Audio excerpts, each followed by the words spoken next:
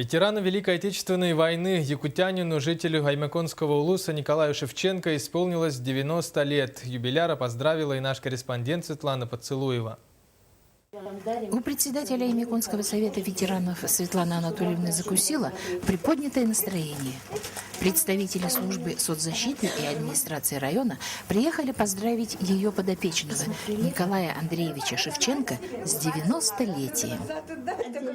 От всей души, искренне, дорогой Николай Андреевич, поздравляем вас и желаем вам крепкого здоровья, бодрости духа, благополучия, счастья, радости и добра. Пусть ваши родные и близкие окружают вас теплотой, вниманием и заботой. Пусть над вашей головой всегда будет мирное небо.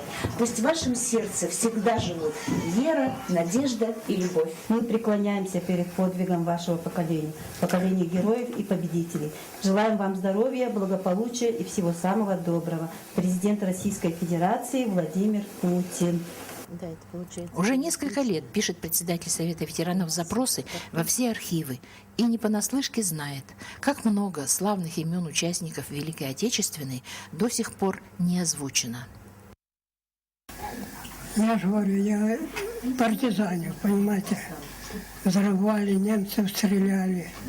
Вот, а и после этого, как только нас освободили, нас сразу в армию.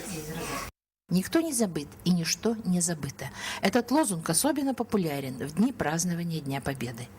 И районный, и республиканский советы ветеранов очень надеются, что к юбилею Победы списки ветеранов официально пополнятся именем еще одного фронтовика.